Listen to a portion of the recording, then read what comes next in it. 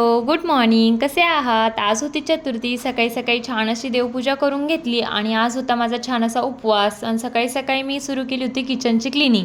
आज मी तुमच्यासोबत शेअर करते की मी मस्त अशी किचनची डीप क्लिनिंग कशी करते.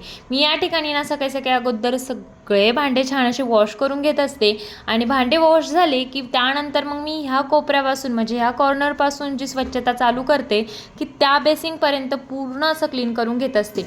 मी अगोदर काय करते, छान असं साध्या कापडने सगळं काही जी छोटीफार अशी धूळ असेल ना ती ह्या कापडने मस्त या ठिकाणी पुसून घेते. या साईडचं जे काउंटर आहे ना माझं, ते इतकं काही घाण होत नाही कारण त्याचा जास्त वापर होत नाही. तिथे फक्त वस्तू ठेवलेल्या असतात. बाकी सगळं ना गॅस वगैरे ठेवते ना मी, त्या साईडचं इतकं घाण होत असतं ना तुम्हाला काय सांगू.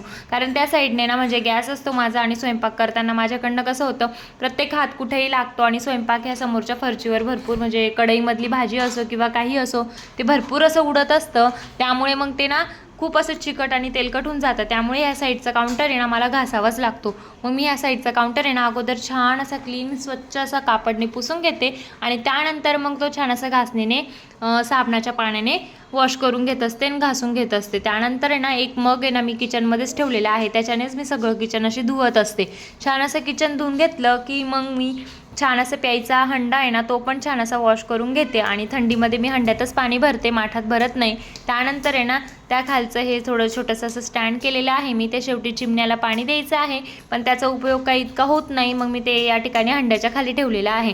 त्यानंतर आहे ना मी छान असं प्यायचा हंडा घासून भरून घेते आणि मग त्यानंतर उरलेलं जे पाणी आहे ना ते या वायपरने छान असं वाईप करून घेते. त्यानंतर आहे ना मी ह्या साईडला ना माझं तेलाचं आणि ते ठेवलेलं आहे. त्यानंतर सगळा काही कचरा ना छान असा कचऱ्याच्या डब्यामध्ये ओला कचरा वेगळा आणि सुका कचरा वेगळा असा ठेवून घेते.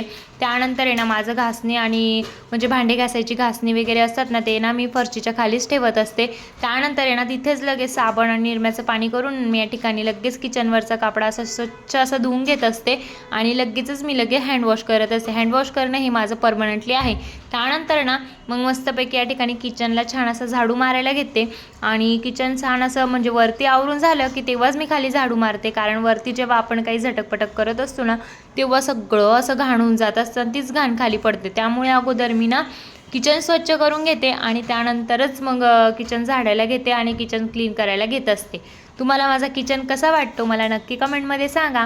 पिल्लू आहे ना मी काम करते ना तेव्हा इतका पसारा करून ठेवते ना किचनमध्ये भरपूर. मग त्या अगोदर मी सगळं छान असा पसारा उचलून घेते आणि सगळं काही असं उचलून मग झाडू मारून घेत असते आणि आवरल्यानंतर माझा किचन असा काही दिसतो. चला मग माझा किचन आणि माझी किचनची क्लिनिंग आवडली असेल तर चॅनलला लाईक आणि सबस्क्राईब करायला विसरू नका. बाय.